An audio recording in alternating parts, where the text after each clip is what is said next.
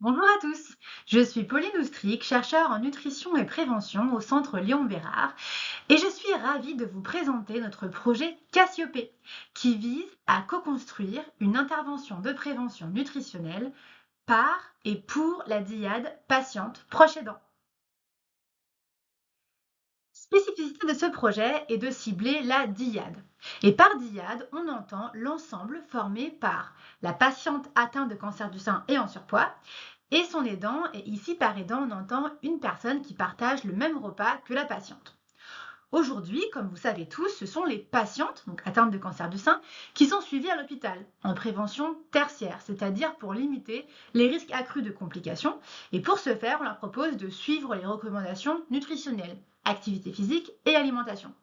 Mais ces recommandations, elles permettent aussi de réduire les risques de cancer de la population générale, donc c'est-à-dire pour les aidants.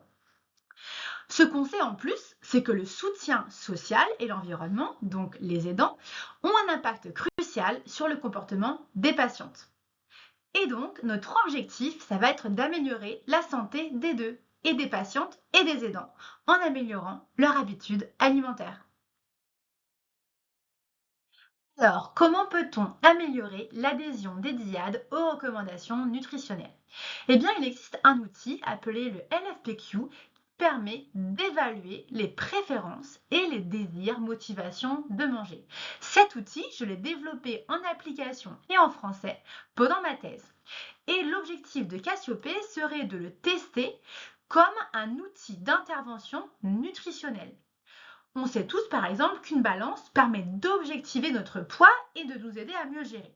Eh bien, le LFPQ permettrait d'objectiver nos préférences et nos désirs de manger, souvent implicites, et de nous aider à mieux les comprendre pour mieux gérer et changer nos comportements alimentaires. Ainsi, nous allons tout d'abord co-construire l'intervention basée sur l'application LFPQ et puis ensuite étudier sa faisabilité, c'est-à-dire évaluer son acceptabilité, sa praticabilité, son efficacité. Il dit co-construction, dit recherche participative et nous allons donc former un groupe de travail avec 10 co-chercheurs, patientes, DIAD, aidants et 10 chercheurs et pros de santé.